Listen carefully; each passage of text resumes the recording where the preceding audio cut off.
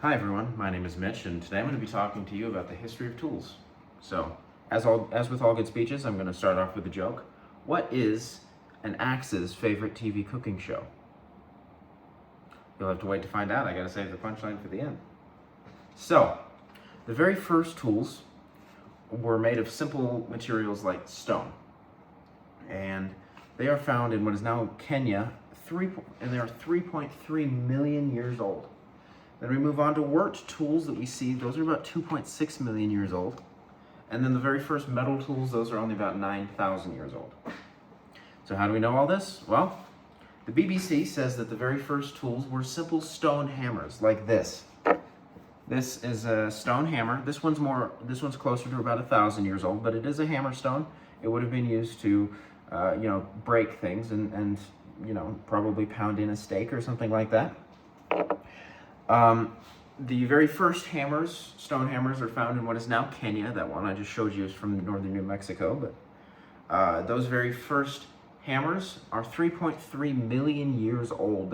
They are so old that they were probably made by a predecessor species to modern humans, something like Australopithecus or Kenyanthropus, which would have been much smaller and closer to what you would imagine, closer to a modern ape. So what's the next step after banging on something with a rock? You make the rock sharp. The very first worked tools that we see, according to Dr. Thomas Plummer, those are 2.6 million years old.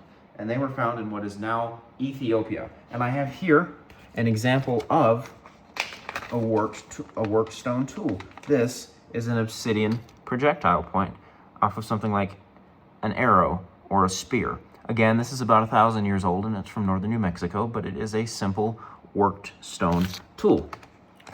Those stone tools that were found in Ethiopia, those were probably made by Homo habilis. So that would have looked a little bit more like a modern human. And Homo habilis means handyman, which is a pretty fitting name, if you ask me. But these show evidence of early design and early problem solving. They were worked, they had edges that were crafted and shaped to slice through things, right? And that is the beginning of modern tool making.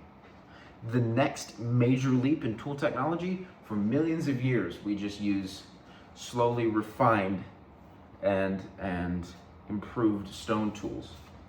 But according to Fazeli, Donahue, and Coningham, 9,000 years ago, we see the first copper tools in what is now northwestern Iran and eastern Turkey. 5,300 years ago, we see bronze tools. Bronze is a mix of copper and tin. That's a little bit stronger and more durable. We see those in north central Iran. And about 3,200 years ago, we see the first iron tools in western Turkey. So we're talking about thousands of years of evolution in metalworking, and it all takes place within a few hundred miles in what is now Turkey and Iran.